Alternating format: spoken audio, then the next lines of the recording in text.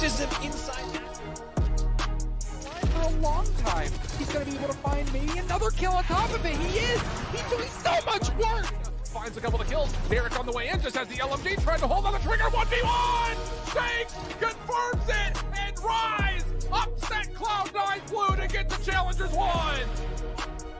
Pushing in. You have to approach this map that way because it's so big and because there's so many different things to control. Oh my god! Oh my god! It's gonna come out, counter smoke. The flash is there, excuse me. Oh, 10!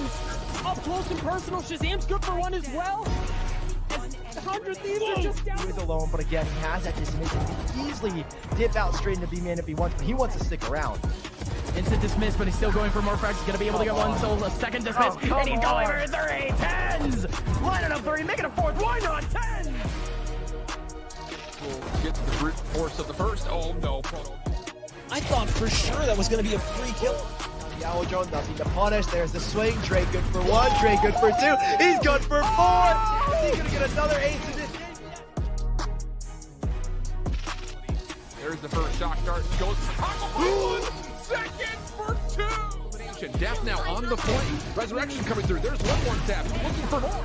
Does get destroyed meanwhile, but Harman sticking for the snake bite will deny. So will the Page Shells. Beautifully played. Just down to 1. Kohler nowhere to go. And it's second responding for 4. Draws it up into the corner. Does get some bullets off. And does find Kohler. Taking the bit. He's getting the job done. But nonetheless, speaking of leading, now leads the scoreboard. Player standing inside hoop. They're trying to draw some blood. Nice shots coming out from Bang. He's found 3. The ult's going to go down as well. That's a 4K for Bang. Flank that you mentioned is going to get sniffed out by Effie's, but he's looking the wrong way. Now the odds are even. Sabrosa has helped for first elimination. The quick scope not going to be there, but Sabrosa through lamps is good for not just 2 but 3.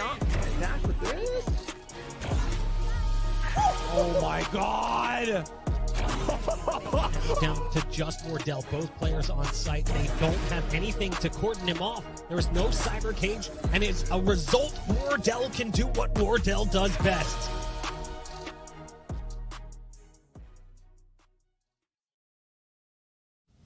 Ladies and gentlemen, welcome to the VCT playoffs, and this has been a crazy year so far. We started things off with First Strike. We saw 100 Thieves just tear it up and hold the trophy at the end of the day. Masters won, though. Sentinels rose to the top, and with Tiz being on that roster... Hold on. Belly. Vance, fix your mic, dude. I got you. Thanks, man. Thanks, man. Production, can we lose this graphic, too? This is not working for me. Can we go to, like, a wider shot or something? Perfect. Thank you very much. This is more like it. Good to see you, Bob. Let's go. Boom. High five. There we go. But we saw Sentinels tear things up over in Reykjavik, the first international land that we had here in Valorant. But right now, the road to Berlin is going to be better than ever as we have the 8 best teams from all of NA battling it out. And we're going to find out which 3 are going to represent us all out there in Berlin. But welcome to the desk. My name is Belly, and I'm here with my boys Bach and Van Silly. Bach, how do you feel to be here, man? I mean, it's great to be back in the studio, Vance. I mean, just hanging out here, doing what we've been doing online over the last year. I mean, it's crazy to think. This is the first time we've been able to do a LAN broadcast, and we've been covering Valorant since the beta. It has been a while. I mean, I'm super excited not only for the games today, and now I had the shivers because we actually get to interact and be face-to-face and actually cover all of this action on the desk this week. Yeah, it's a lot of fun to be here with you guys, but it's going to be a lot of fun covering this event. And take a look at the teams that worked their way here. I'm going to be honest, it's been a journey. Me personally, I love the fact that we have TSM once again rising to the top. We have Coach Myth. He's going to be in the house as well. He's going to be doing this thing with the TSM, but seeing Wardell, Sabros, and the rest of those players really rise up, I want to see what they do for Vans. Yeah. Which team are you excited to see here? Definitely at this point, you have to think about Ye. You know that song from 50 Cent? All eyes on me. It's going to have to be all eyes on Envy at this point because Envy with Ye is probably the hottest transfer in 2021. Oh, 100%. And now they're probably the center slayer and potentially maybe the new NA hope. Well, I mean, I wouldn't say NA hope because Sentinels is already on top, but I mean like the new NA slayer, the new representative. Yeah. I get what you're saying, though. Ye is potentially an incredibly promising talent. When you look at his performance when he was playing with his old team, he was so much further ahead than the rest of the roster. Yeah. So to now see him dropped into a stronger team, there's so many possibilities. So who do you like to see here in the VCT playoffs? I mean, come on, look at 100 Thieves. One of the best teams potentially in the world. I just don't think we've seen them get to that point yet. I said this at First Strike. I said 100 Thieves will be one of the best teams in North America, if not one of the best teams in the world. But then they kind of flatlined for a little bit. They didn't necessarily make it to that level. I don't think that's a testament to them being a bad team. I just think that they needed a little bit more time, and we weren't willing to give it to them at first. I think this is the opportunity for 100 Thieves to really prove that they are a really strong team in North America. You're definitely right. I would love to see 100 Thieves really pop off this event. But let's go ahead and take a look at a bracket right now to see what's going to be happening, which teams are going to be playing who. And Van Silly, when it comes to this bracket, which matchup are you most excited about? Oh, Valley Buck, I think at this point, I'm throwing all of that stuff out the window because today in day one for the NA Challenger Stage 3, we actually get our first two representative to know who's going to be the first two teams representing North America in Berlin.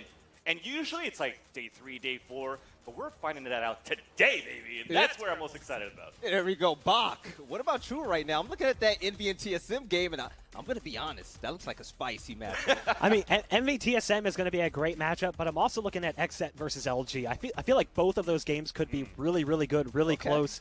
And there's also some unknown factors there. Like in LG, we've got Moose returning to the roster, and we don't really know what that's going to do because if you actually look with the agent compositions, it really juggles things up because Moose was a Sova main. Dazzle's been holding down that position. I don't know. There's just a lot of question marks. So many question marks coming into today about what the teams are going to look like with these new plugins literally made this last week.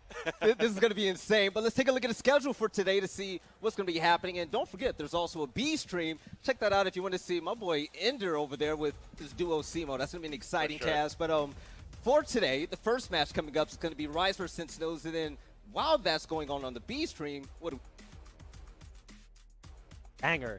NV versus TSM. I know that there's a little bit of resentment on the desk because that game is going to be so good, and we would love to see it. But I also think that this first game is a sleeper. I think Sentinels versus Rise is going to be a better game than I think people expect because Rise is basically only preparing for this game.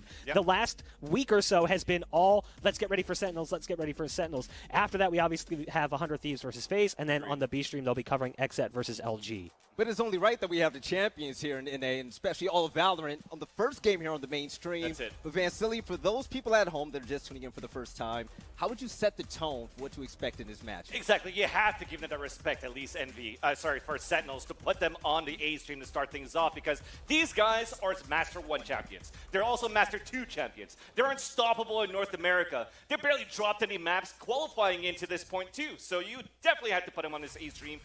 We are looking at all the other 7 teams. Who's actually going to beat them? Honestly, I don't think anybody could. Okay. If you're looking at the top 3 in North America that's going to qualify for Berlin, you're really fighting for the 2nd spot and that 3rd spot. Hold on, not even Envy? Your team? You don't think that Envy I mean, could it's beat the them? eyes to look out for, but even if it Envy my team to look out for, I'm still on that hopium that TSM is going to beat Envy today, so... Let's go ahead and break down the teams right now and break down this matchup. First things first, let's talk about Rise Nation, led by none other than Shanks. And you said his brother Poise is on the roster. We have Neptune, Derek, and Superman as well. Oh, man. Van Silly, what do you like about this team? I'm super happy about this lineup, actually. Again, I've said it before where it's like, yes, Team Vietnam. Like, I'm representing. I'm bored with this team. But at the same time, Derek and Superman, the latest additions to this team, definitely skyrocketed the potential that Rise has going into this bracket. Superman's a great controller player, Derek's a great Sova player, and now you also have Shanks that's also molded outside of this Jet 1 trick to start playing some Sky as well. So you're seeing a little bit more depth from Rise, maybe not as much practice in terms of how deep their map pool could go, but definitely they have that upset potential. Against Sentinel, I'm not too sure though. And speaking about Sentinels, Bach, I'm going to need your help for this one. We're talking about the Masters 1 champions, Masters Reykjavik champions.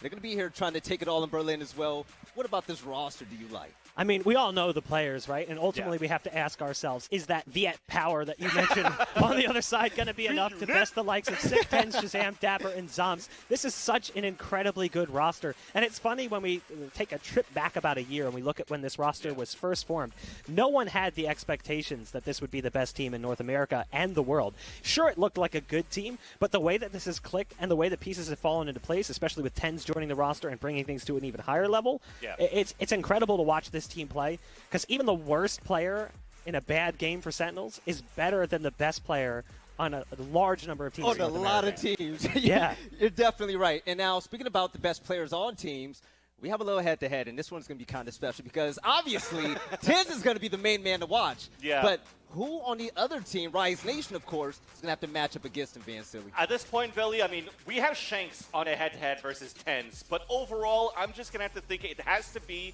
a team performance for all of Rise. Because if you look at these stats, yes, it looks pretty good for Shanks. He hasn't played that many maps here on Jet. Like, I've looked at, I think, at his stats since, like, June. He's played, like, 17 50-50. maps, 4 maps here on Sky. So he's been actually going out of this role. But where it actually clicks very well for Rise is the coaching staff here with Anger actually coaching his team, and also to see how they're able to go a little bit deeper in the agent pool overall. Superman's definitely going to have to be that player that's going to support Shanks to be able to win.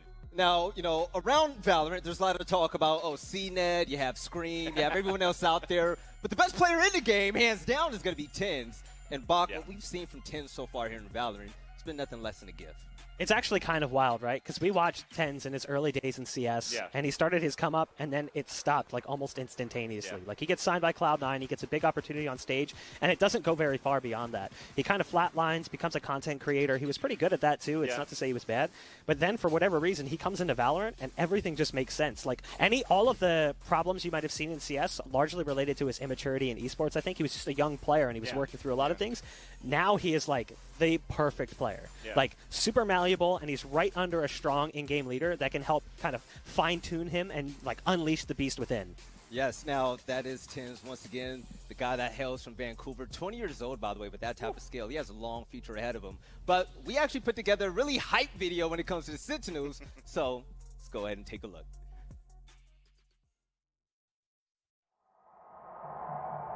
Being at the top, though, every other team is going to have a target on your head, and you have to prepare and not really underestimate any other team. I said this the first time I called Tens. This is his world, and we're just living in it. They have made history here, Riv. They are the first global champions in Valorant history. Our main goal was making it to the first ever lane event. Like, that was it. But I think at this point, we've been through so many grand finals. Sentinels are the Masters 2 Reykjavik champions. So many events that we just know everybody's just going to do their job. Look at the flank. Look at how much space Sentinels have taken. Sick now uses the red back, and oh my god! Oh my god. I think the thing that makes our team really good is that every player is like really well rounded. But we're always like adapting. We're always playing really well together. I have some faith in us as a team, and going into Champions, I'm pretty sure we'll be just as confident as going into like Masters 2, for example. We won Masters 1. We won Masters 2. I'm planning on winning Masters 3. It's just going to be a thing that like I'm chasing after. Oh, Dapper wants it. Why not? Is that way because it's so big and because there's so many different things to control. Oh my god! Oh my god! And he can just play this out for time. Sick!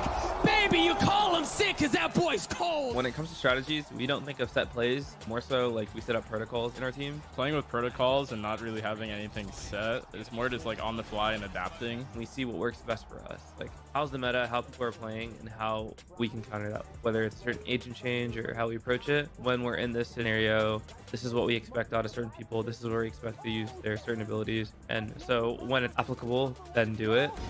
Has that dismiss, and he can easily dip out straight into B-man if he wants, but he wants to stick around. Instant dismiss, but he's still going for more frags. He's gonna be able to get one, so a second dismiss, and he's going for 3 Tens!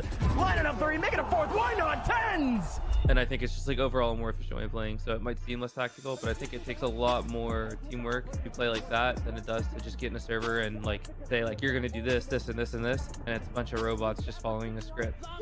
There's a lot more thinking that goes into like the way we play. I'll just say straight up that people that think that we're playing or not playing tactically and we're just holding W, that's like bullshit, because you're obviously not looking at like the little like fine print of how we play and the small details. You're just looking at surface level, like, oh, like gun go burr, shoot heads. My thing is, I don't want anybody winning a Masters from NA, so we're the only people with the title. It has been a long road to Reykjavik, where 10 teams arrived and competed, but only one remains standing and able to call themselves the world's best. And they did it in undefeated fashion, taking down every other region at the tournament without dropping a map.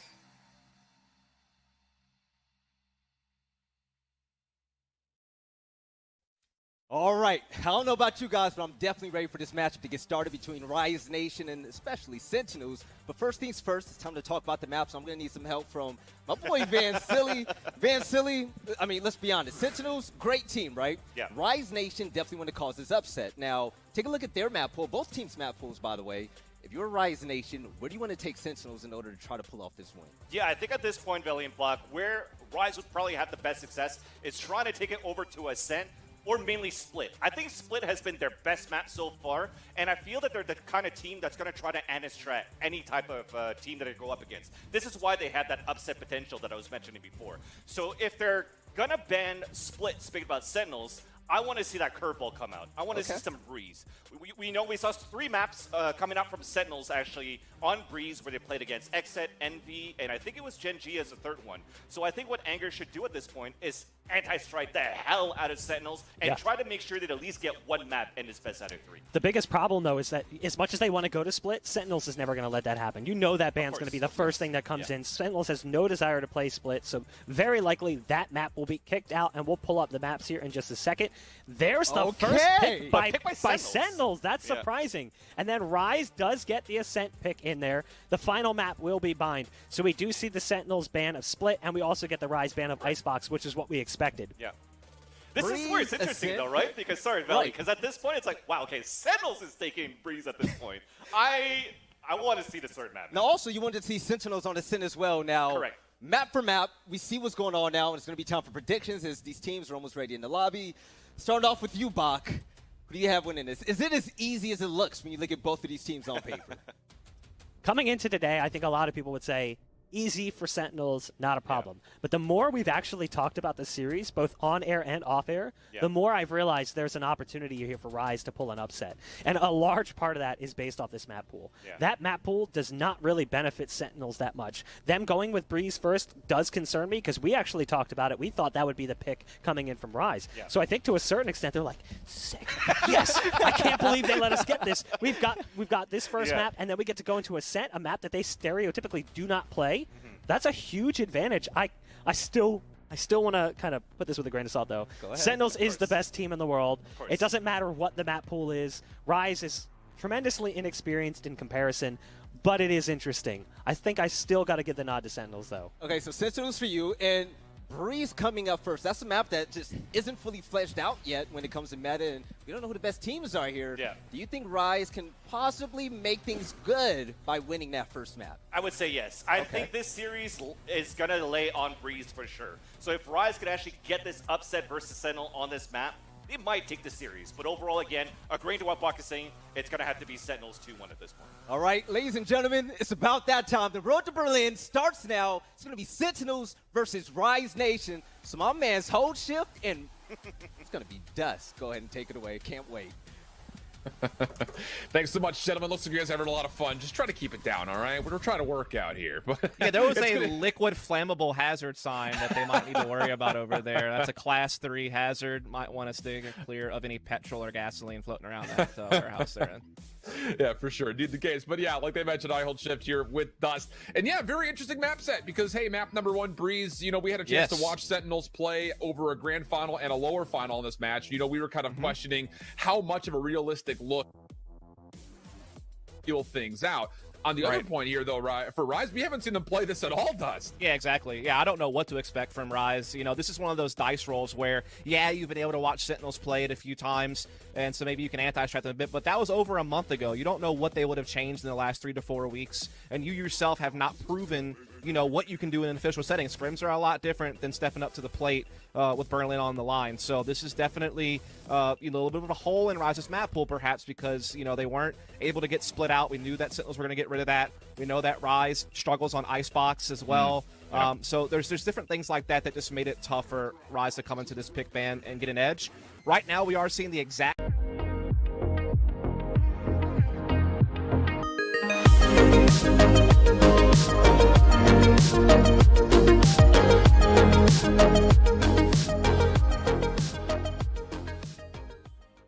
same composition Sentinels did run in their previous 3 games on Breeze, the only 3 that they've ever played. And so for Rise, it was kind of just like, we'll have to see, right? Yeah. And what you're seeing is Neptune flexing into that Sky, which we've seen a lot of secondary duelists do in the NA scene. Shanks will keep the Jet. Superman obviously playing the controller by playing the Viper. And then Derek actually electing not to go Sova and actually putting a Cypher on the map. So that's very interesting to go without a Sova on such a large map.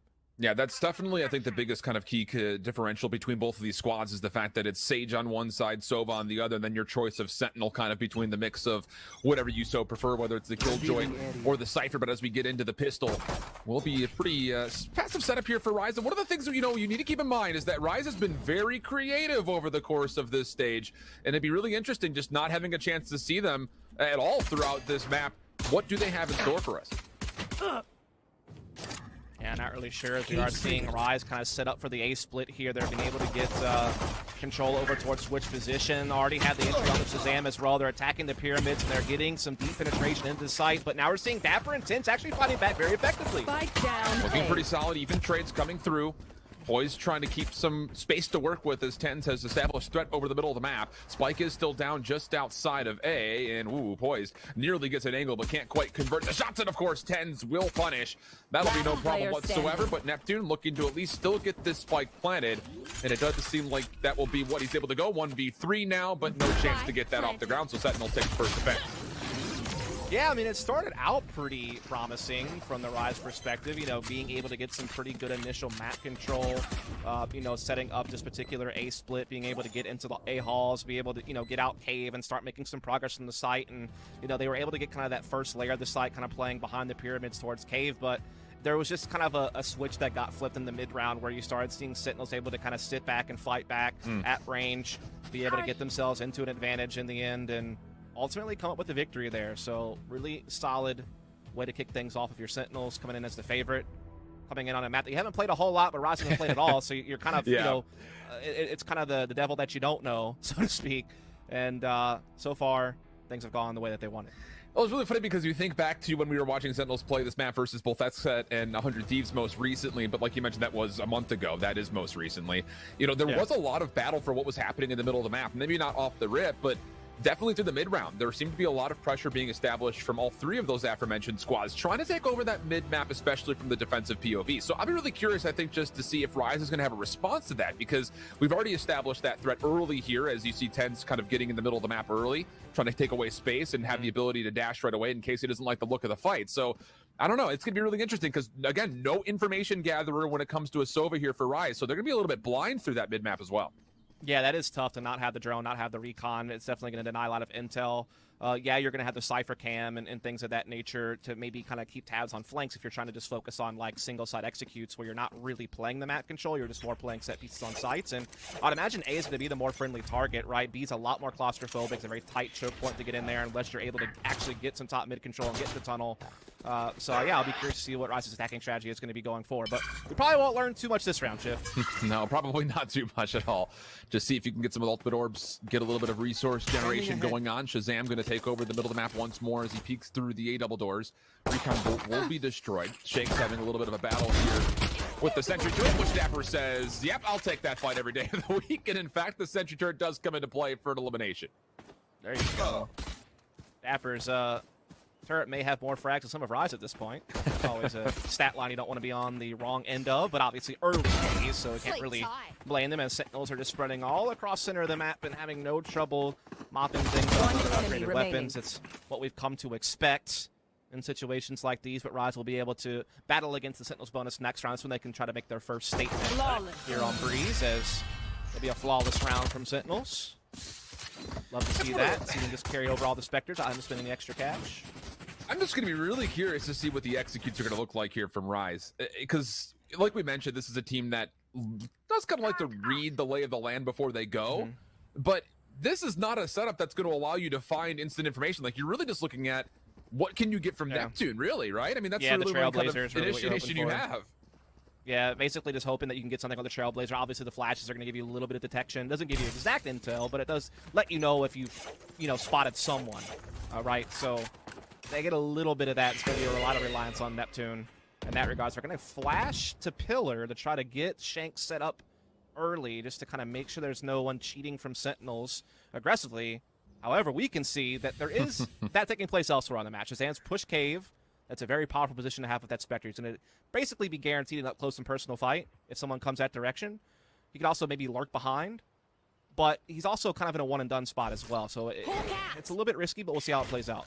Yeah, you will have the ability, I think, for Sentinels defensively to rotate over quickly in case you do see point of contact. Also, an alarm bot placed up towards the top side of vents. So Sentinels will rotate a third member over to B just to essentially fortify and be a bastion there right as the entry will come through. But Rise again trying to come on over. Shazam, unexpectedly so, makes his play over towards Cave. Able to get a lot of damage done, but can't find the kill. So Superman for the first. And now all of a sudden, Shanks from mid-map, he can actually dash on in and maybe clear a little bit extra space here as Rise attacks. Yeah, he's had such, heavy mid control over towards that mid door for quite some time now, so he can be that extra angle of attack. They're going to flash through the Viper wall and start making some progress on that A site. Spike will go down. And basically the defense is being funneled through defending spawn. Shanks does get caught in mid, however, so it equals the numbers back up, and now Sentinels have something to launch off of. And they're already here to contest Neptune. Guiding Light will go through, able to find the flash, but 10 stays alive. Able to get the Cloud Burst in to gain separation while he found at the top with the Marshall. But Neptune able to take one with him. Derek's still a part of the play as well, just a little bit deeper. Good help coming through, but Zombs trades things back. 2v1 favoring the Sentinels defense, but Derek fully healthy. Not going to be able to find Zombs in time, so it's 3 for the Viper player of Sentinels, and how about 3 on the board for Sentinels as a squad? Yeah, I mean, it was some good ideas early on in that round from Rise, right? They were able to get Shanks pretty deep up mid pretty early on, get him to mid doors, set up the potential for the A split without having to really have that Hall's access to do it. They did kind of trap Shazam in that deep cave position, get that opening pick, and get themselves something to work with a nice Viper wall on the A side to cut themselves in. But Shanks getting caught out in middle allowed Sentinels to equal the numbers back up. And they also just were able to get some pretty quick picks from kind of that back hall position towards defender spawn and able to use that to work their way in. And now we have to see Rise go with this triple Marshall setup, as well as a couple of upgraded pistols. Ult is available for Neptune. Some Seekers maybe give them a little bit of space, but not a whole lot of firepower to back it up. No, not at all. Especially when you have 10s on the other side. That's going to have the one-shot wonder of the operator in the mix. Aldrone able to free 6 or get a little bit further forward. And yeah, that's just going to be one of those problems that Rise is going to need to find a solution to, because that's free every day of the week and twice on Sunday for Sentinels. Yeah, I mean, what they relied on before was just using their dive flashes to be able to get up middle and try to scare Sentinels away from taking these aggressive mid stances. But yeah, in a round like this, they don't have the resources to commit to that. And it's kind of getting eaten up right now. It's going to be 4-0 in favor of Sentinels, and maybe another flawless round for Sentinels. The second flawless round of the half. So they are really kicking it into gear early on here. Oof. I mean, it's one of those things that you don't expect Rise to obviously find the round going up against the operator of 10s and full rifles, but still, it's like, you would love to see something. I mean, they're barely even getting out of spawn at the moment, Dust. I mean, it's not looking all that positive. And this is a round where I hate to say it so early on to the series, but this is going to feel like a must win. I mean, you've only gotten 2 plants off so far. One was in the pistol, at least show some promise, right? Get into like a post-plant 2 versus 2, you know, try to make that progress, because, yeah, they did have some interesting things go on their opening gun round against the Sentinels bonus. Like, they were able to get some space, able to make some things happen, but now they're starting to get picked apart. Forward progression, again, denied early on here. 10's looking for a second, misses, able to dash away, though, in the bait. Dapper, though, from the Cloudburst, able to find 2, tries to spam down for a third. Remaining. Not able to quite lock it down, but Shazam is there for the help, and 10s will make sure the front side of Cave stays safe. And yeah, this is going to be likely another flawless coming through unless Derek can do something, but even doing something may not be enough. He's going to have to do a lot here. He's got every single Sentinel member looking at him. And yeah, another flawless comes through in Rise. So unreal. Ooh. 3 flawless rounds in a row. I believe Sick has the entirety of Rise covered by himself in frag count. So does Sick and Tens, but I mean, that is so ridiculous to think about how dominant this has been as a start for Sentinels, and it's right back to Rise having to go onto a low buy. I mean, it's just Sentinels are doing whatever they want. They're dictating the pace at middle. They're able to take forward angles and get away with it. And Rise just seem a little bit shook in some of these situations. Again, I think they're certainly hurting not having an owl drone to help scope out mid. I think that they're also just, you know, struggling to find any space. They've had like 1 round that kicked off correctly, and everything else has been a struggle. Even here, Shazam sees the information that there are a number of Rise members mid-map. To commit a little bit more utility just to see what exactly is going on, while actually it's Rise largely trying to take over the backside of Curve over towards B. Rotating over, though, is Shazam, so he's going to be playing topside platform, and this is going to be a really good look for him. Yeah, sees all the information again. No utility needed for that bit of intel, though. On target. Yeah, they want to step out and grab Neptune as well. Spot Superman, he's done for as well, and Shazam getting all the intel he needs as well as bringing members down. Spots to Spike, does eventually go out, but Dapper and Ten's able to trade right back, no problem.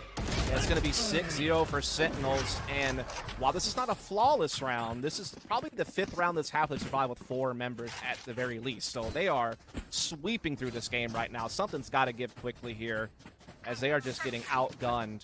I mean, almost everyone on Sentinels has the entirety of Rise covered by themselves in frag count. Yeah. This is a timeout requirement. Oh, for sure. I mean, this is getting out of hand quickly, and what was round 4, we talked about kind of maybe being a must-win round, or round 5, pardon me. This one absolutely is. I mean, you can't go down 0-7 because that means you're down 0-8. And at that point, I think you start just looking at Ascent. So let's just kind of play coach role here for a moment. Like, what are we looking for Rise? Because we haven't really had a chance to see them play this map at all yet, to be fair. The only round that they've actually been able to get onto a site, save the pistol, was after they were able to get Shanks through mid-map. He contested through A double doors, and then you had the wall from Superman to come up to get them onto the site. But even still, the post point wasn't comfortable. It's tough because you don't have a Sova to get information with the drone and things of that nature. You have to rely on the Trailblazer a lot for that. On top of that, because you have Viper as your solo controller, you have to be a little bit more careful about how you're placing, you know, your wall or your orb. Because I mean, if you place on A, it's kind of telegraphed you're going to have to go that direction. It's one of those things where it's almost like I feel like they're going to have to kind of either start giving up on the whole mid option altogether and just focus on some side set pieces, like kind of in the early to mid round, and just kind of hope that you can cover the rotations, or they're going to have to find a more effective way to battle back middle. I'm not sure what protocols they have in place for that, but it seems like right now they're struggling to even just get a platform to launch off of. Well, this time, all 5 members, save just Shanks, are going to be making their way over towards B. I mean, that's tough, too. Look at that. They're having the cost of Trailblazer just to clear out elbow position. That doesn't really give you anything. You're not getting top middle. You're not, you know, threatening B tunnel. You know, you're not really gaining a whole lot from that. All you're really doing is making sure that you're not getting pushed mid. And then you're just kind of sitting back in a holding pattern. I mean, look at all the utility they're spending just to make sure they're not getting pushed mid right now. Yeah. It's tough because I feel like that's not really maximizing the value of that utility. Well, the Aldrin also came out defensively to make sure there was no counter push coming from Rise as well, so Sentinels are going to feel pretty confident that they're safe in mid-map. Flash also came through just to make sure that Shazam could peek one more time. Then, yeah, nothing has been seen. So 50 seconds on the clock, and Supa is actually rotating back over towards A. Could be a fake wall, then execute to B, which it does seem like that very well may be the case. But that means that you got a 3v2 over towards B. You have to effectively clear. At least Shanks is going to build off of this. It's not just the wall being thrown out there. He's actually going to put pressure with the daggers. That's going to help sell the fake even more. He's going to lay some smokes down. He's definitely keeping A interested, but he's not done enough to cause the full rotation. Sick is still playing inside B side. He's still got a teammate in B tunnels. He's found the opening pick. And that's not great because Zom's watching the cross angle. Oh no, it's all gone wrong. You have to appreciate the energy, but the efficiency of it, not quite there. 15 seconds on the clock. Spike has been alleviated over towards the B zone itself. And of course, all Sentinels are going to rotate over. This is going to be another lost round. It is one of those that it feels like, okay, like Rise, you started to put together the right play, but at the same point, like you didn't fully execute with any sort of commitment over towards B. Like the fake was really well done. You had an opportunity that just didn't go. Yeah, it's one of those things where you're really hoping that your opponent bites on that Viper wall. Because with that Viper wall going so late, and with that being the only controller you have on your lineup, you feel like they have to play off that wall, right? Like otherwise they're going to be going into B with virtually no vision blocking. They're just going to be relying on flashes and, you know, just dashing in and hoping for the best. And when you start seeing Shanks put down the cloud burst, you're really starting to feel, okay, like, looks like it is going to be A. But they never really did quite enough on the timing to really fully commit Sick off of B side or to get Zoms to make his rotation as well. They were able to still keep two people in the vicinity when the attack came in and were able to handle it just fine. Oh boy. Well, this is when the rubber meets the road here for Rise. Need to find something. Tens is starting to feel really feisty too. Even pulling out the blades here. Fury Orb comes through. Flashpoint also a mix. Dapper though watching the corner, finds two more again. It's just the crossfire setup. How do you get rid of this? Apparently you just don't. All 5 members will fall in another flawless. That's what, 5 and 8 rounds that they've had. Yeah, they have had a lot of flawless rounds, and they've had several rounds where they've survived with 4 members. I mean, if you look at their total death count, it's pretty insane. Like, they've had a total of 10 deaths across their entire lineup across 8 rounds. I mean, it is bonkers how well Sentinels are playing right now. And again, you're seeing another situation where Rise are able to get some space. It's similar to what they did in their opening buy round against the Sentinels bonus. They just cannot beat those deeper in the site crossfire positions that Sentinels have. I mean, that's twice now that Dats from that corner position by mid-doors has been able to line up a multi-frag with very little response out of Rise to retaliate. Oh, now the Vipers pick defensively will lock down B. Heavy defensive stack on numbers for Sentinels over towards Sick A. as mid. Yep, where do you go? I mean, this is a slice of Swiss cheese with no holes in it at the moment. But Rise able to find one, but that may be about it. Even trades coming through. Even Tens with the Sheriff. My goodness. Defending lockdown also in play, and that's going to be trouble here for Rise. Even though they do destroy it, but there's nowhere to go. Shanks tries to dash away, but Tens was waiting for it. And now it's just down to Derek up top. Tens going to hit that shot, but that's fine. Sick is there for the assistance, and it's a 9-0 early. Yeah, this is... I almost feel like I'm witnessing a crime that I should be reporting since I have a proper authority. I feel like there's some type of bystander effect going on, and man, I feel a little bit guilty. Should we call someone? I mean, we might have to. I don't know who we can. Maybe Bach or Van Silly will know. I mean, they're in studio right there. Like, yeah. Is there anyone might local need to break that they open can the call? red phone? Break open the red phone in case of emergency. Break glass now. You know, I don't know what to tell you. I mean, again, that round, I feel like the key point of that was that second kill Tens got out the Sheriff on on Halls. Without that, I think that the trading was actually going okay for Rise. They were starting to, again, get that multi-prong attack on A, starting to get some space. It's just when Tens is able to find Sanctuary at Pyramid and get that second frag, it just changed everything. And then, hell, Shanks just dashes out into Oblivion. I mean, they just seem like they're lost. Definitely not great. Sick able to read that there are 2 players through the elbow. Trailblazer, Guiding Lights will go out. Zom's still feeling pretty greedy over towards B, and why not? He hasn't really been dealt with at all yet. He's going to have help on the rotation through mid. Here comes the hit from Rise. All 5 members coming through. Derek able to find one. Okay, opportunity here. The defensive Toxic Creep, not going to be allowed to see too much, but Zoms is using this to his advantage so darn well. Finds 2. Had a really solid read on where the third would have been coming from, but can't quite find the triple, and with that, maybe a chance to actually get the spike planted. Maybe, but there's Hunter's Fury available, and that is going to stall out that plant right now, and Dapper comes in for a couple off the back of it. Superman is able to respond, but it's still a tough 2 versus 2 with Spike still not planted. And Dapper's on the backside. Tried to open up a little bit more space. Sentry turret down. Jake's going to get revealed and dealt with. Shazam able to find that kill, no problem. Supa on the corner, can't block down the shots. Had maybe an opportunity for an impressive 1v2 if he could have snapped to the second, but never finished the first, and it's going to be 10-0 to Sentinels. That's the closest round Rise has had this entire half, though. I mean, just being able to burst onto B, get a nice initial entry. The problem is, it's just a little bit of inefficient trading on Zoms in the back corner of the site, letting him get 2 when he was basically getting pinched. And this situation right here, you got to be able to be a little bit efficient with that. Obviously, Hunter's Fury caused some problems here. Dapper able to set that flank in they were never prepared for. And, I mean, Sentinels just have this map covered, man. There's really no gaps that they've really allowed Rise to exploit. They're firing on all cylinders. They're in the form that you would expect out of them. And, again, I think this comes back to Rise's map pool woes. When you have Icebox as a weakness and you haven't played Breeze yet in Official to really know where you stand, it makes it really hard to navigate this series. That's something we brought up even during their run for Challengers 2. You know, yeah, it was one of those win two before you lose two situations. They were able to do that, but only if barely. And they still, we kind of talked about it when we were watching it over live, was there are some big gaps for not just Rise, but a number of teams when it comes to Breeze being added in the map pool and maybe not being necessarily as well versed on it as you need to be. First couple of kills coming through for Sentinels. 5v3 situation, and honestly speaking, Rise is a bit trapped here in the middle of the map with Seekers chasing him down. At least have been able to get Shazam back here, so able to get a little bit of mid-control established. They have the push here through A-Halls as well by Derek, and he might even be able to get a little bit of a flank off here on the Tins. Actually spots Dapper and Tintin gets them both, and that is what they finally needed to break something open. It's a nice aggressive flank maneuver. Wait, what? Wait, what? What did we just watch? I don't know, but if Psalms wins this 1 versus 2, you might as well stick a fork in Rise for this map. They need to close this. Yeah. They've got a good post-play position. That's the decent kind of situation at the moment. Toxic Screen can play with time here. Zoms is fully healthy, though, but has to clear so much space. Oh, yeah. And that's the biggest issue. You just don't know if there's someone lurking behind a box somewhere. Rise no very utility well, either to cover yourself. Yeah, Rise very well should have this round, no problem. But Zom's, of course, going to give it a go. Why not? More than enough economy to play with.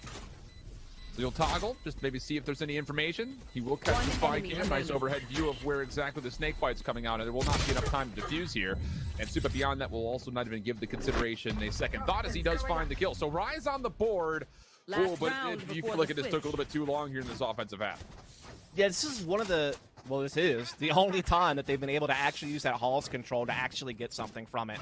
The previous couple times they've been able to get into A-Halls, whenever they flip the switch, they've gotten busted and kind of held back from actually getting onto site. This round, you're able to see Derek, throughout all the train that was going on in the middle, be able to actually get deep into towards defender spawn, get in behind Dapper and Tins, and crack open the A site basically by himself. Without his move, then that's probably another round for Sentinels, and it might have been not only flawless rounds that Sentinels have been getting all game long, but a flawless map.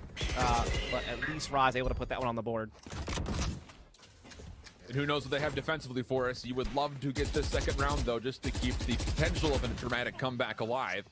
But Shazam will find first blood. That's up the middle of the map. Shanks walking into sight through the toxic cloud.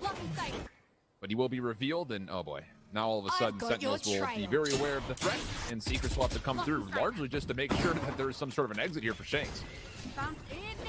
Yeah, lockdown going in here for Dapper. They'll try to kind of entrench on this site. Shanks still able to get the pick onto Tins. They're starting to make some forward progress here, trying to see if they can get all the way and stop this lockdown, but Dapper going to disallow that, and now they're in some real trouble. Just going to commit for the plant, though. Nobody will be detained by this Neptune. Going to be shrugged back, and oh my goodness, the damage is severe. Shazam still a part of this hit, just not really giving rid of the sight. We'll find one, and a second Sick also a part of it, and my goodness. I wouldn't even call it a retake. It's just a recontest of what was a post plant. Unbelievable resiliency from Sentinels again. Yeah, it was a consistent theme throughout the half. Just Rise never able to crack open truly that back Hall's crossfire on a site, with the exception of one aggressive lurk round from Derek that got the job done. I mean, it was just Sentinels all half long, completely dominant performance. I mean, there's really nothing even to break down, to be honest with you, Schiff, but I'm sure we'll try, but not before a short break. Stay tuned, we'll be right back.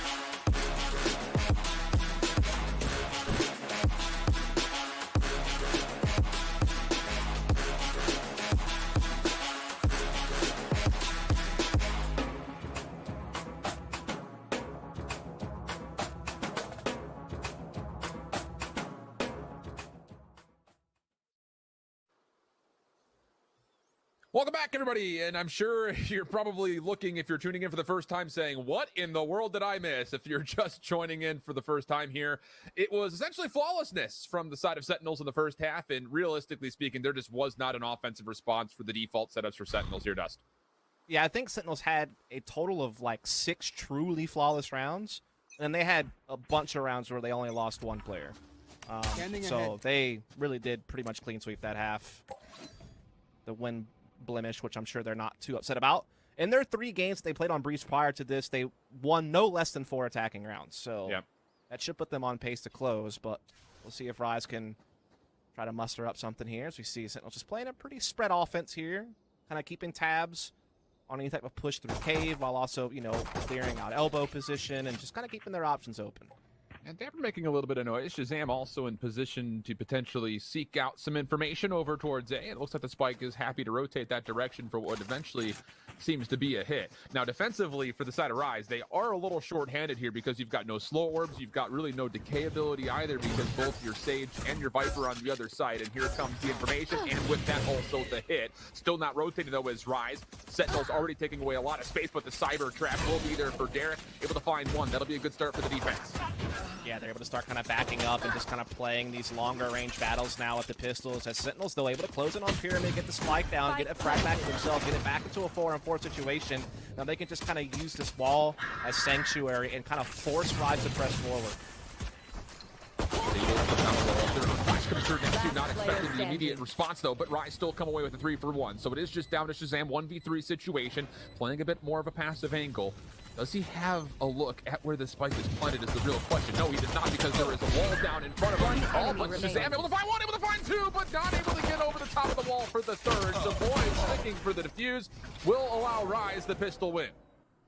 Indeed it will, and that is more of a survival requirement than really, you know, putting them in a position to come back just yet, but at least that's the first box checked off, and still a close one, though. That was a labored victory, but again, able to get it done.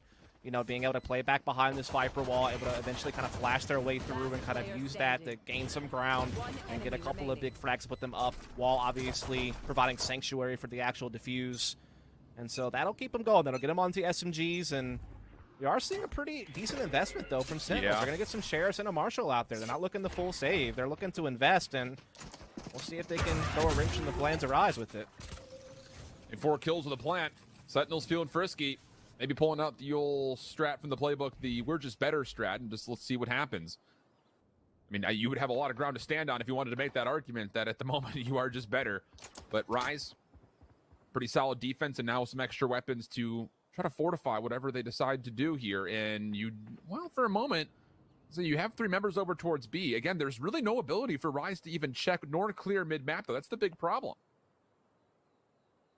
Yeah, it is indeed. Sentinels do have a lot of space here, but it's about making that next breakthrough and actually getting onto one of these sites. It's going to come down to timing, as there is a cam watching that mid-doors position, waiting to see if Sentinels are indeed looking to approach that direction. In the meantime, Sentinels holding on to middle. He's making sure no one's rotating through B, through mid just yet. There is still plenty of defense, though, in place at Halls and in the site itself, and they're very aware of this mid-doors attack. Shanks for 1, but the immediate response from Sin. Also tagged up to the play with Derek. He's going to try to have to lock things down with the Odin, or pardon me, the Ares, and will be able to do so with 2. 10 still able to gain some space to work with up towards the front side of site. Poise trying to meet him. 10 still finds one, dashes away. And the door will be shut in the play, but not quite fast enough. Poise able to find one in return, and it just falls onto the shoulders of 10. 1v2 situation with the Sheriff, and Supa will clean things up. So an investment for Sentinels, but still Rise 2 rounds in a row. Yeah, really well done by Derek with that Ares there. When the initial trade comes in and Sentinels are able to break through mid-doors onto that A site, you start to wonder if Sentinels are going to be able to get the extra space they need to actually get on there and get a plant and make things interesting. Instead, we see Derek able to tee off with that Ares and kind of silence that. But now Sentinels, you know, with all they have done, are still able to full buy rifles here. And so they're able to come and attack this Rise bonus, and they need to somehow find a way to convert this, otherwise they are going to be against the Sentinels map point. You win this one, though, if you're Rise and you start to maybe establish a little bit of confidence. Hey, we can play up against these guys. Let's just not let that offensive half dictate the entire series. Look at how free Sentinels are getting mid, man. They are already in B tunnels this early in the round. And the drone's drone clearing will out scout that front out one. corner. It's just such a lack of information here from Rise overall. Poise has to respond to whatever comes his way almost immediately. Ten's already through, trying to work his way onto site. The toxic screen providing a bit of a deterrence, but is it large enough is the question. Poise for one. Again, the double focus that he has to pull. You see him just looking left, looking right. Sentinels are all over this site. They've completely isolated, looking for Shanks to peek. Yeah, Sid gets that challenge. No problem. One more and Sit for 3. That'll lead to a plant, and Derek will have to find a way to navigate a 1v4. Yeah, this is just looking like really the final nails are being hammered into the coffin for Rise, at least for this map. Planted. As the spike will go down, a 4-1 post-plant favoring Sentinels to get to map point, and they'll have 9 chances to win in regulation from that point forward. And you can already just see the stark contrast in map fluency and just comfortable. You know what, Sentinels being able to take top mid control pretty much with ease. They were so quickly in the B tunnels. Something that Rise could never really do. I mean, the furthest up mid they ever got was the mid door towards A site. They could never really threaten, you know, a defending spawn flank or, you know, a B tunnel set up for some type of B split. Meanwhile, Sentinels are able to accomplish it pretty much immediately. And it just doesn't really instill a whole lot of confidence and faith that Rise are going to be able to figure out a way to win 9 in a row to force an overtime when you're seeing Sentinels get that much map control that easily. Yeah, very fair point. But we'll see what they can put together here. Backs up against the wall for map number 1. A map that, again, like we had mentioned, the desk had touched on. We've never seen Rise play this map, and I think we're starting to realize maybe why. Sentinels very quickly on towards the A site. The only defensive member actually on the site is Derek, and he only has a Marshall, but quickly on the flank. Shanks is trying to make a play from behind. The Seekers, I believe, will scout that out, no problem. Neptune trying to assist from the side door, and Shanks has actually found 2 kills. Not bad. Keeps the play defensively, maybe alive for a touch longer than you'd like if you're Sentinels, but it all falls down to Neptune, and he will very quickly fall. 13-3, the first map, and if you tuned in late, well, sorry, you missed map 1 pretty quickly.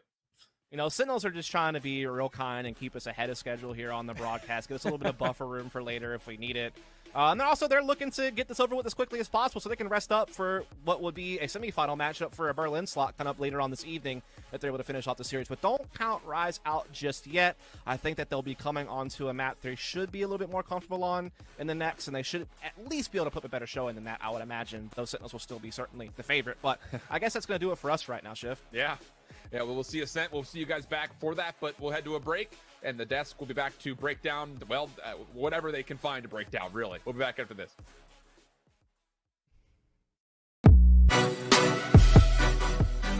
Is the next one Ascent? Yeah.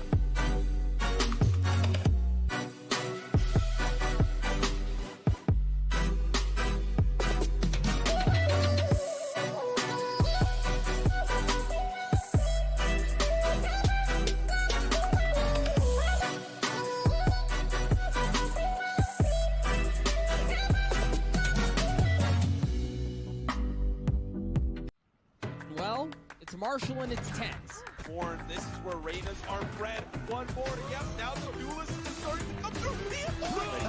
Not quite there to help out. Now the swing starts to come through. Whippy just trying to provide some additional ankle.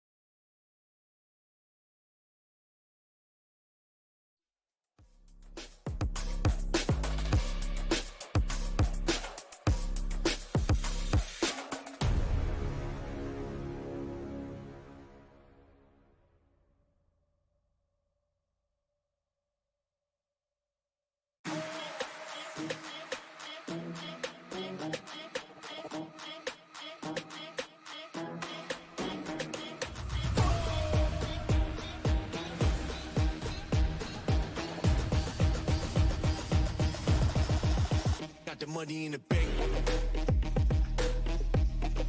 Hit you with the bank.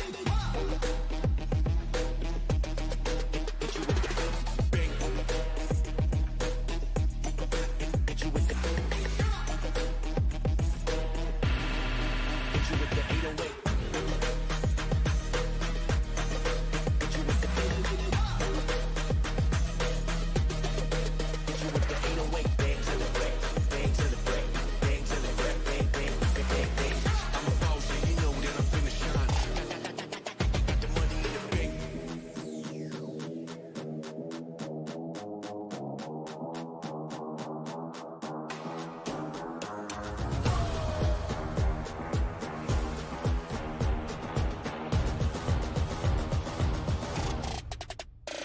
money in the bank.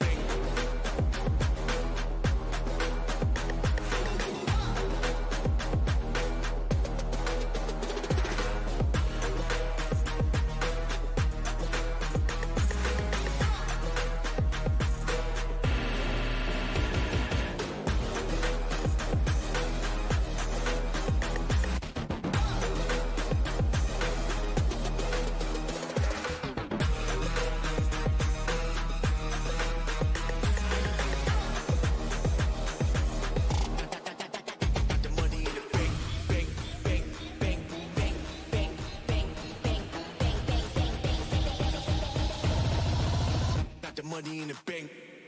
Hit you with the 808. Hit you with the. Hit you with the bank. Hit you with the. Hit you with the 808. Hit you with the. Hit you with the 808.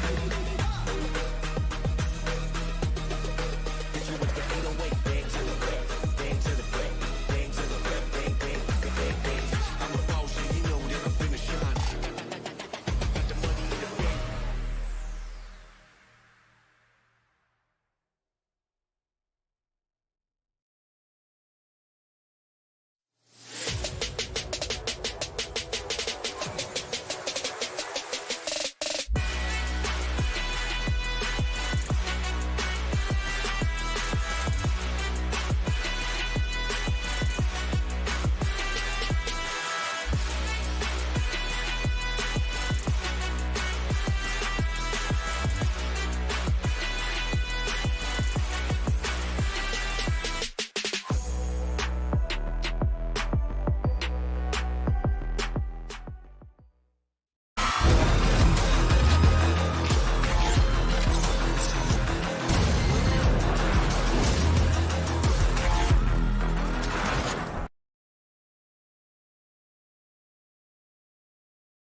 Playoffs in. First things first, I'm going to give a big shout out to Zowie. And if you don't know who Zowie is, they're helping make all of this possible right now so far. And for the remainder of VCT, Zowie is now allowing players the opportunity to, check this out, loan out their monitors and have a chance to see and experience the same settings as the pros. Use code VCT10 at the checkout for $10 off of your rental and have the opportunity to test out these settings in the comfort of your own home.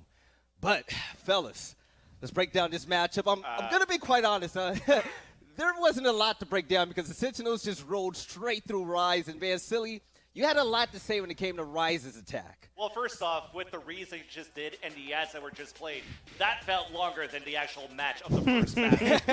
Teams. For me, when I looked at how Sentinels played this defender side, they had the same composition, or should I say the same setup, every single round on defense. And Rise had no answer to it. Why? Nobody took mid-control, at least on the A pipes. The only round where they actually had a round in here for Rise was when Derek was finally able to lurk down towards the A pipe, break that the turret, and actually get a couple plays towards that back for that round. If it wasn't for that, it was just Sig going off to work. It was Dapper just locking it down, and nobody could stop this man on B side either for Zombs. So Rise needed a little bit more. And speaking about a little bit more, I feel like Sig did a little bit more, plus more on top of that, Bach.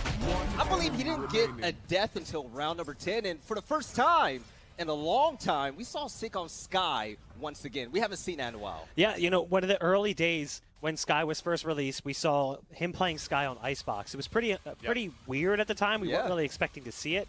And I remember it was a lot of ult farming in those early days. It was not very many matches. It was maybe 2 or 3 games on Icebox. Yeah. But then it kind of went off of it, and we've seen the meta change for Sky. Sky's become a very vital piece of the attacking side and the defense on Breeze specifically. So to see Sick do well, specifically in mid, just continuing to take control of mid. I have here notes. It was like more aggressive control of mid, aggressive control of mid, aggressive control of mid, aggressive control of mid. And it was always that mid control with the Sick flashes. They couldn't do anything about it. Yeah, you had Shanks maybe that died a little bit towards that mid side, but that's his role. Initiator, gain some information as that Sova, get the Aldrone out. Yes, you lose a fight, but after that, Rise cannot get that split into any of those sites on Breeze. No, and Sick just taking those aggressive peaks, winning those gunfights. I believe when he was over at B, He challenged a 1v3 and was still able to walk away with 2 kills, which was incredible. But Vansili, you and I said that if Rise were to try to make this happen, they had to win here on map number 1, which was Breeze, right? Yep. But coming up now, we're going to play on Ascent. What are the expectations for both of these teams now? I still give him a chance. You know what? Very low. Box says low, but I still give him a chance at this point because, like I said, it was going to be on Split or an Ascent. That's going to be the most comfortable maps here for Rise. So the fact that they're able to bring this to to Ascent is good. And we haven't seen Sentinels, though, play this map maybe once since Iceland. And even Iceland wasn't even played. They haven't played it since, like, April. Yeah. So there's also some trick under the sleeve from Sentinels that we don't know is going to bring out versus Rise. So it's still a tough one.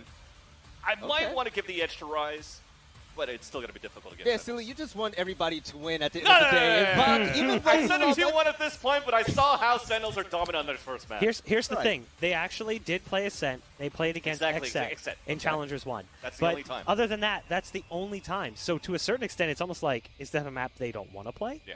Or is it just not falling into the map pool? Against them. Yeah, so I don't think it's a map that's bad for them. That's why I think a lot of people will look at those numbers and go, oh, this should be a lot easier for them. Well, no, not necessarily. This is a good map for the team because there isn't such a thing as a bad map for Sentinels. It's just not as good as their good maps. Correct. Yes. Now, Bach, you and I were talking back with Vansili about how much we love underdogs, right?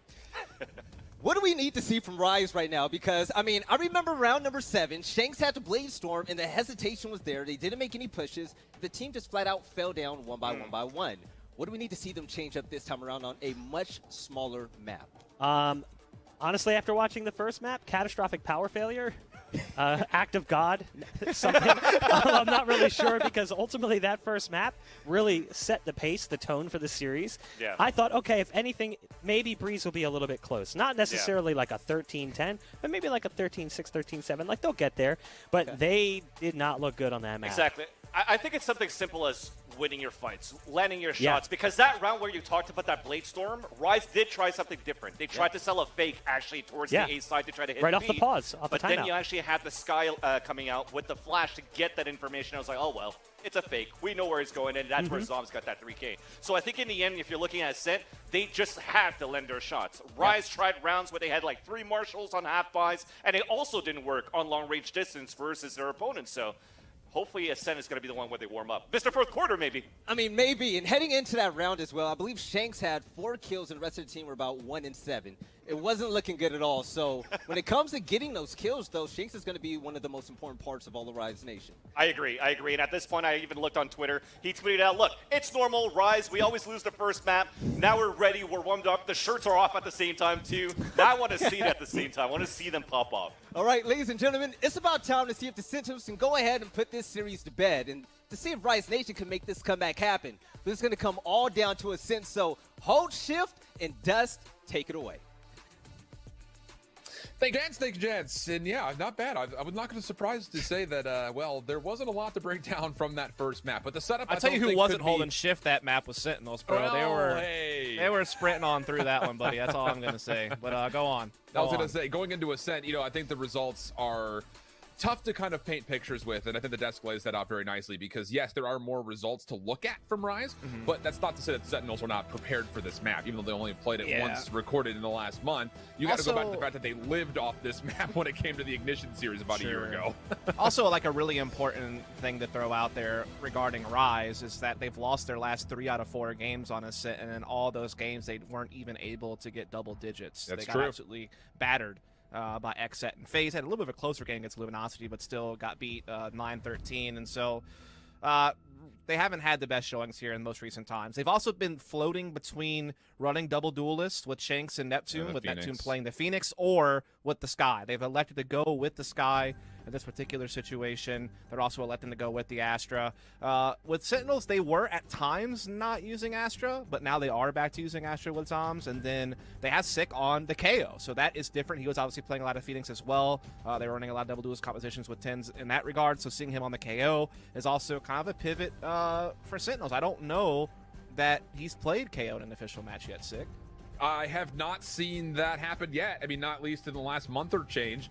Yeah, this will be the first kind of look that we have to see what they have to provide for the newest agent in the mix. But one that we have seen pretty regularly throughout a number of the different maps that we have currently kind of in the core pool, if you want to just kind of take Breeze out of the conversation for a touch. So it's definitely not as strange to see him kind of show up in this instance, but it will be kind of interesting just to see how Sick handles the agent. And I think most specifically, like, how aggressive does he want to use it? Because, you know, watching him play on the Sky, like you mentioned, a lot of the flex duelists are using that Sky in an aggressive flash form for initiation. So what does Sick have to offer for the KO? The trend really has been in North American scene to see a lot of the secondary duelists start flexing into Sky or KO. Sky's been the more popular option, I would say, but certainly we have seen some KO out there elsewhere in the region, so not too big of a shocker.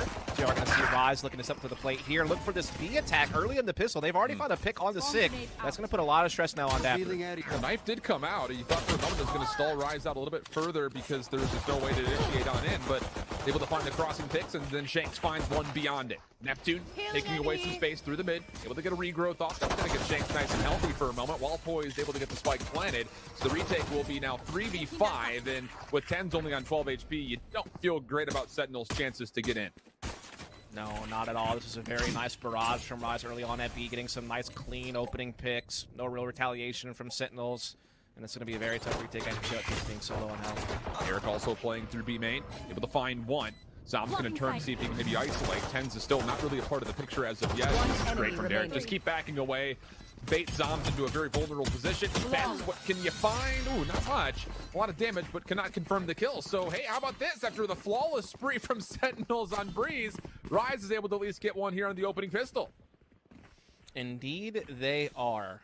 That is nice job there, Shanks. Big hat trick round, and again, just being able to get that opening pick, be able to follow it up nice and decisively. And I'm happy to see this because, look, even though Rise got battered by Sentinels there on Breeze, they are a team that throughout Stage 3's qualification process were impressive, man. Yeah, they were able really to, you know, pick up some pieces that had kind of been slipping through the cracks from some of the other top 10 teams in the region, like a Shanks, like a Superman, kind of bring them all underneath one roof.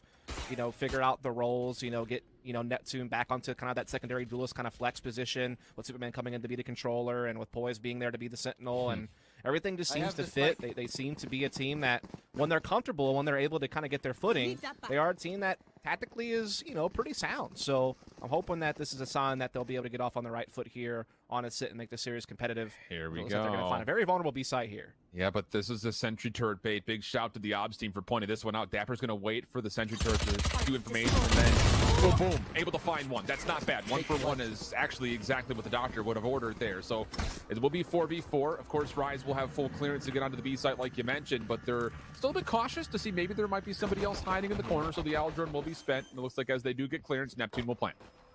Yeah, smokes out on the back halls and on market position, so Sentinel's having to kind of just wait that out and play back. They do have another shorty on 10s that he could maybe dash in with and try to cause a little bit of a ruckus, but other than that, it's mostly just facing distance here. Neptune, Cheeks, Darren also with it, and all the kills are so clean. You want flawless rounds, nearly able to secure a second one here outside of just Poise, going 1 for 1. That's one of those situations that you really don't expect there to be that kind of early shorty play. So honestly speaking, after the 1 for 1 trade, Rise flawless. Yeah, the only hope there for Sentinels is that somehow Tens gets a 1v1 in B lobby with his shorty, gets that kill, and maybe picks up a weapon, then all of a sudden, you know, you're back in the mix because you're able to kind of multi-prong retake back into B with a little bit of weaponry. But when he goes down, that was pretty much their last chance. Rise able to hold on nicely. Now they're in the bonus. We're seeing the full buy up from Sentinels.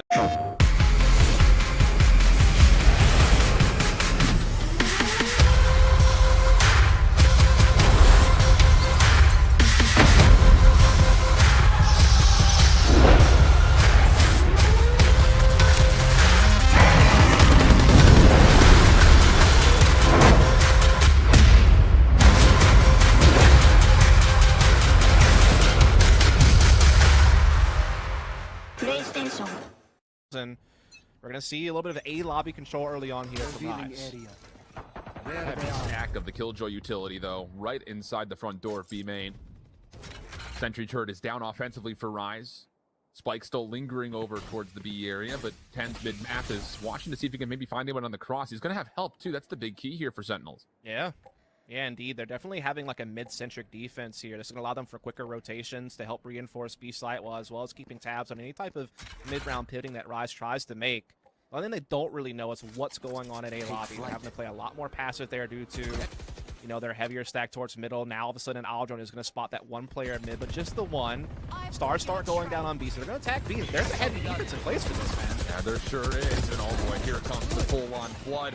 No one's going to get through the nanostorms, realistically speaking. Dapper even tallying a kill with his utility, as two more fell from behind as Tens crossed on in, and well, all of the hopes of Rise just flooding into the site were just immediately quelled by the fact that you have so much kill utility here. Not to mention basically 4 defenders in place by the time the take was underway. Just, you know, again, having that very mid-heavy defense early on allowed them to very quickly pivot into a B-side stack. Yeah, they had the vulnerability at A, but they had some Astrosaurs there to kind of cover it a bit. They could play for retake if they felt like they needed to. So it wasn't really a gamble, but it was definitely a calculated stack, and it winds up being very fruitful for Sentinels here, battling against the bonus of Rise, but now Rise will be onto their own full buy coming into this next round. This will be our first kind of real test for both teams on Ascent to see where things stand, as once again we do see that Rise are looking for some early emphasis over towards that A lobby to get that orb in play. And for Rise, you know, again, just kind of looking at their previous results, yeah, it's a bit of a mixed bag. You mentioned a couple of their losses. They couldn't even find double digits, but with the one thing that we kept mentioning, even in some of those losses, is their offensive half. They've shown good variability and flexibility, but they need to find a way to put Sentinel on the back foot. And while Sig was able to get away, the 0-point knife did come through to make sure that there was no immediate follow-up. So him finding first blood. Zom's there to help Dapper as well. Oh man, it's just anytime that Rise starts to chase ground, Sentinels are so quick to rotate, they take it away almost instantaneously. Yeah, you were seeing Rise kind of feint that they were going to go for the A orb by sending the Sky Flash through and kind of just, you know, now using their mid-smoke that was like a more shallow mid-smoke to kind of use that to get them some catwalk access starting towards tree. The problem is that Sick is here, basically gets the intel immediately how many members are on there with this knife, and they're able to kind of just double up with this tree defense and be able just to trade very, very efficiently. You can see that there was never a time Rise were getting a 1v1 in that situation. There was always like a nice little staggered stance from Sentinels ready to play off of one another, making trading very difficult. And they're able to tie this game up very quickly and put Rise onto the upgraded pistols. The one Spectre on Poised. Standing ahead. Similar defensive setup as far as the utility is concerned for Sentinels, but once more, you're going to get Dapper moving aggressively with B-main and Tens with the operator. No problem with taking aggressive B. Poised 1v1. Still wants it, even though the sentry turret was there, plus the spam from Shazam. So an easy follow-up elimination. Supa's able to find not just one, but two. Impressive from his POV, you have to imagine. But Dapper does respond to the trade. We have a 3v2 situation. Shanks goes the knife as back over towards A, but not able to convert. And it's just now down to Derek, who was in the Aldron flight, never able to really follow up on a trade.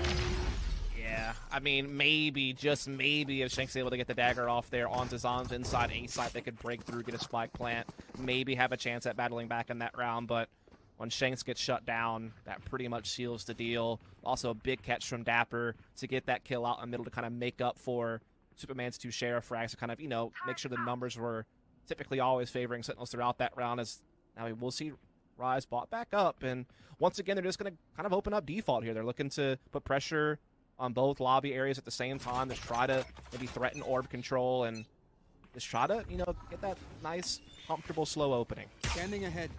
Different setup, though, defensively for Dapper, moving all of his utility over towards tree this time. So, again, this is one of the things that we kind of came to know from Sentinels when they were playing this map, is the flexibility to go back and forth between the sites is very fluid. And it's, again, going to force Rise to have to read this and respond. That's the big key. It's still Sentinels on the initiative, even though they're on the defensive side. It also lets them stack A with more personnel and feel safe doing it when you have this much utility in place from Aster and Killjoy to stall, do damage, and kind of give them a foothold back into A site if they're going to need it later on. The only thing they don't know is what's going on at middle, and it's kind of forcing Sick to play a little bit more passively in defending spawn. Stars are now coming down low on market and back calls, but they don't know about Tins in the back. Sam also misses the blade. The shot dart coming through, trying to stay alive as Tens, working for spaces. He did find one of the operators. Quickly rotating over is going to be Sick, but even Shazam will fall. So now it is onto the shoulders of Sick. He's been revealed. Neptune wants the fight. Has help from Derek, but Sick changes the angle and lines them both up. Unreal. Supa not able to find anything versus Psalms, and initially with Shazam kind of missing the shot dart, you thought maybe a chance for Rise to get in, but Sentinel still just bend but not break. Yeah, it's just not detecting Tens playing that position under market. I mean, just the drone doesn't check that direction, so he's able to get his kill, no problem. And then this right here, you cannot let Sick do this to you. You know he's there. You've got to figure out a more efficient way of that approach. Maybe if you trade 1-for-1, things are still okay, but with allowing Sick to double up like that, as well as Tens getting a freebie, again, it's just like little details that are being overlooked that are haunting Rise in some of these rounds. Oh, Sick is going to take over mid-map. 0 point able to allow him forward. Does get information that Poise was nearby. Dapper's also pushing through B main. So all of a sudden, you forced Rise to have to commit to A, which they're happy to do. I mean, they're already here, but Sick is taking care of the back. That'll allow him a chance now to flank. The spike does get planted, so Rise, you need to respond. And honestly speaking, if you can get this weapon from Sick, maybe there is a chance to still hold the post-plant situation. But it is if you can find the kill on the Sick, and there it is. Neptune also in the same breath able to find one at a Dapper. So the numbers are 3v3, and it's actually Sentinels that has to respond forward as the Hunter's Fury comes to delay the retake. Yeah, it's a big kill from Neptune as well, up tree position. So the favorable situation for Sentinels is now being whittled away by Rise, who are playing very intelligently in this small number situation. They're able to now entrench with the 3-on-1. It's only Tens. He's able to pick up a Phantom here. He's got some health to play with, but he doesn't have the time and not even able to find the exit. And honestly, man, I cannot believe Sentinels fumbled the ball there. They had the superior firepower. They had the deep flanks. They had the initial kill onto Poise, so they had a quick 5-on-4 spot going down at A. They had such great positioning. It was just kind of weird to see basically Sick just peek into A lobby, not using any utility to do so, and then also just dying to that push by Neptune at tree position. Like, just a couple little thorns in Sentinel's side. That was very uncharacteristic of them, but also props to Rise for being crafty and finding a way to the finish line to keep this game close. Yeah, credit where credit is due for sure. That's a really good read from Rise, knowing that, hey, we've got nothing over the middle that we can do, nothing towards B. Let's just full commit into A. They do get themselves set up, and they do take advantage of the weapons, and Rise now looking to stay aggressive. Gravity Well will allow a chance to find Sick, and then Tens maybe a bit of an over-aggressive challenge gets punished by Shank. So now a 5-on-3 early for Rise's offense as they attack A. Yeah, I'm starting to wonder if this round and what we saw last round is going to finally force Sentinels to kind of sit back and respect Rise. Yeah, you had your way with them on Breeze, and yeah, you had a couple of good opening gun rounds in this map, but now they're getting a little bit careless in some of these rounds, you feel like. Like, you know, that secondary peak from Tens, yes, he's an incredible player, perhaps the best in the world, but when you have a high-low waiting for you to make that play, you're likely going to get traded, you know, best case scenario. So I feel like I wouldn't say Sentinels will come off the gas pedal yet, but it's just been a couple of rounds that got a little bit careless. And then Rise, again, we talked about this already. They are still a very capable team. They're very tactically sound, and so they're going to be prepared to punish little things like that. They're going to have the protocols in place to be prepared to seize those opportunities. And you can see it there, just able to get those initial picks pretty early on, follow it up nicely, and they're able to keep themselves out ahead. Good stuff from Rise here in the last couple of rounds. I think it is a little bit of them penalizing Sentinels for maybe getting a little bit too aggressive, but we'll see how things kind of adapt and fare. Sentinels still trying to keep the aggression on. Things may have to change here as you do have just a Spectre and a Bulldog into 2 of your 5 members' hands. 10 still does have the Operator, though, so that investment still one that needs to be calculated and assessed from Rise's POV as far as what they want to do to try to mitigate it. And how about 10? Speaking of, still staying aggressive. He's already taken away all of B main. Yeah, that's big because it allows more flexibility for them to stack this A side of the map. They're going to be able to owl drone out middle to make sure that no deep mid control is being taken right now by Rise. They even spot Derek. They're at the top of middle. So they're getting a little bit of intel here. As we were seeing that Rise was trying to play that more shallow smoke and use that to threaten tree position. Problem is that there's a lot of Killjoy and Asher utility ready for that very type of play. And you can see Rise are sitting back anticipating Sentinels to get aggressive here, which why the heck not? Sentinels have certainly shown that, you know, track record throughout this series. And so it's understandable that you'd see Rise be a little bit cautious, but now they're going to have to start committing here. Looks like they are already setting up for an A set piece, but again, there's already 3 defenders in place and a lot of utility to battle through. And keep in mind, you still have the ability for the Fragment to come out from Sick or the Nullify. He's actually going to commit to getting on towards site. Defending Lockdown will come out. Rise will have to back away. This is going to put a lot of pressure on them timing-wise. There's only 35 seconds on the clock. Yep. They had the hope that Shanks is able to get this penetrating flank through defending spawn to help re-unlock A. Now they have their own lockdown they can place now in the late round as well. So that's going to help them get some space on site, and then it's going to come down to Shanks. Headshot. Oh, Shanks does find one on the cross, looking for a second. That'd be big. Wants to chase down Sick, who will run away over towards the safety of where the Killjoy was positioned with all the utility. Dapper getting tested, and Boys will find the next elimination. But Zombs firing back. 6 seconds on the clock. Spike will be planted, no problem. But it's a 4v3. And with this Cosmic Divide down, it's really on the Sentinels to make the next move. And all 3 members stacked up towards heaven. 0 point will come out. You also have the ability potentially try to fight this back from Rise, as you did see a counter recon bolt be placed. But now it's up to Sentinels. Have to get on, have to test this. Superman in the corner. Flash will come through. Superman able to find one isolated. Also gets the read that everybody is up top here. And oh boy, it doesn't look like Sentinels are really going to have a chance at this. Already backing away from the fight is Sick. Yeah, this is one of the main confident wins we've seen out of Rise in this series. I'm not trying to short them, but this round really was truly theirs. It wasn't Sentinels making a mistake or anything like that. They fought hard for that round. They earned every single inch of it.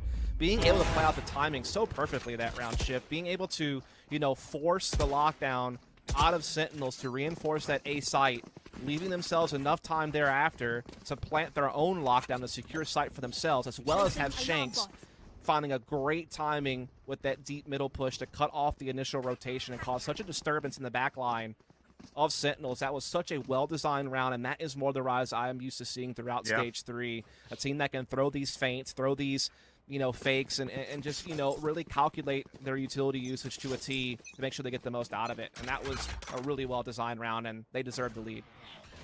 You kind of feel like that 1v1 for Shanks on the cross may have just determined the entire outcome in the first place as well, because you don't find that kill, all of a sudden Sentinels can maybe fight back still, even though there was still that offensive lockdown place. But regardless of that point, we get into round number 10. Rise currently up 5-4, and they will have the ability to bring an operator to the table of their own. But as we saw Sick escape, he did find one elimination and then drops the op back for 10. So still ability for double snipers to be in play. Also have the null command available here on Sick as well, to maybe shut down an attack or set up a retake. Neptune is going to get darted here. Sick was trying to maybe take advantage. He doesn't want to overcommit, though. He knows that he could still get hit by B-Link or top middle. He's able to get the kill, but yeah, there's Derek right there on the link to get the trade. So that's going to favor Rise a bit because they get a 4-on-4 and they start getting some deeper access over towards tree position. Also, while maintaining presence at middle. We're going to send the Owl drone forward as well to kind of get some intel and threaten maybe an even deeper middle push, all the while bringing the spike around over towards A lobby to go ahead and go for that set piece. They'll just have to try to battle through the Astra utility. All right. Do see a rotation from Dapper, though, so there could be a decent defense in place here by the time they get in the site. And with Neptune down, Shanks has to pull out the blades. He's the only initiative power that is actually here for Rise, and Zombs to the find one. Not bad to trade. Shazam playing from the corner, able to take down the final 2. Just down now to Derek 1v3. Not a lot of time to make this play happen, and a lot of ground that needs to be traversed. And yeah, it does seem like Sentinels have a pretty good idea on where Derek previously was and where he probably was coming back from. So yeah, honestly speaking, the 1-for-1 trade, you hate to lose Sick because of the nullify that he has, but to take down Neptune, that's all of the engaging power that Rise have if they want to execute. There's no flashes left. Yeah, that is very true. Like a very key piece did go off the table there. It did force the daggers out of Shanks and around where he may not have wanted to have to use them. And you know, so much credit has to be given to Zombs for buying the time that he did, getting the 1 kill he needed to help slow down that attack and allow for Shazam to find an opportunity through switch position and get that double kill. And so that's going to tie things right back up here. Full buy for both teams. Ult advantage, though, certainly does rest with Rise. They have 3-0. All right, other way around. 0 point from Sick, just to allow Tens a chance to get this angle. First peek. Sees one back swing. My goodness. Shazam also over across the middle of the map, trying to get the Hunter's Fury to play, but Neptune finds the trade. Rise still not going to commit here to A. A lot of time to play with, and they're happy to take the 4v4 from here on out as the nullify was spent from Sick to try to make sure the Sentinels could rotate if they needed to. Yeah, this kind of slows everything down for a second here, but as you said, the 4-on-4 usually going to favor the attacking side. It forces the defense to take a little bit more risk. You know, stack a little bit more, over-rotate a bit more, bite down on pressure. And they are putting a lot of trust, of course, in Dapper. Just kind of anchored this B side so they can kind of reinforce A, which is the right choice, fortunately for them, as it does look like that's indeed what they're going to be looking for. I think the interesting thing will be what Derek is able to do with this mid lurk Yeah. And how that's going to impact, you know, maybe cutting off Dapper's rotation or getting in the back lines, creating pressure and making it a little bit easier for A to be taken by his teammates. I say just back off all the way. 30 seconds left. The thing is they have no info on B lobby, so this is going to be hard with such little time left. 25 seconds to 0 point. Did find information on the 2. Seekers coming out. Sentinels, they already have defensive members here. They can just keep trusting the fact that Dapper can hold B by themselves. But Derek's working through mid-map. The sentry turret has seen this. 12 seconds on the clock. Is there even enough time to allow this fight to get into the site? Dapper just needs to find the 1 kill, and the round is going to be over. And there it is, just running forward. Points have to sprint for it. Dapper with the kill. There's not enough time to play. You've got to win this off the kills themselves, but a flash comes out. Dapper finds the second. And, ooh. I'm not going to lie, a lot of that round is just kind of nullified by the fact that Sick gets a late 0 point, reads the play, and Rise back away. Yeah, that's part of it, and I think that it was just Rise needed to do that maybe 5 seconds sooner than they did. I think that this was actually a pretty well-designed fake when it's all said and done. Like, they get the Cosmic Divide down, they're able to put the pressure with the Seekers. Like, they're definitely forcing Sentinels to bite on that, respect it, and really put the pressure on Dapper to solo hold B. But when, you know, Derek gets caught out in middle, essentially, and he has to take down the turret from outside market, and then with there just being such little time left, yeah, it comes down to 1-1v1 at that point to win or lose the round. Again, I think if they would have ran that play just a few seconds earlier, it could have been a different story. This will look familiar, though. Sick gets freed up mid-map. 10's there to make sure he can get there, but there will be no flank this time. Rise gonna have to fully commit to getting over towards A. They should be pretty aware that they have lost mid-map. Aldrin coming through late. How much information will this see? Sir seems like a bunch. Gravity well will be spent. Shakes, though, able to push forward. Rarick able to find first blood. Also Sick detained. Another player is also there detained as well. So Rise will have full vacancy to get onto A and hopefully get a plant down sooner rather than later. Yeah, I mean, they get a really strong 5-on-4 post plant now thanks to the lockdown, as well as some players being detained along the way. Also, just a big pick on the bombs early on, and yeah, they're just locking this one up, it seems. One enemy Very remaining. positive for them. Sick can't do too much. Last player left alive is Dapper. The 1v5 finds the first. Not necessarily as clean as you're probably going to need. Shock Dart will not finish the job. Superman's going to get there first, and a 6-6 half. And what a chess game it was here, Dust. Yeah, I mean, yeah, sure, you could say a couple of Rise's wins came down to Sentinels maybe being a little bit over-eagle and over-aggressive, but there was like 2 or 3 rounds that were Rise really well-designed, some nice like feints and set pieces to get themselves some success, and you know that round, for instance, was really well-designed. They got a very good entry on the Zombs to kind of ensure the round. And even the previous round they lost, it was just because they were a little too late. It was still a good thought. They just didn't execute it fast enough. So definitely looking a lot more comfortable here on Ascent as compared to Breeze, and definitely look like a more worthy challenger for Sentinel. So we'll see if it keeps up or not, but not before a short break. There we go.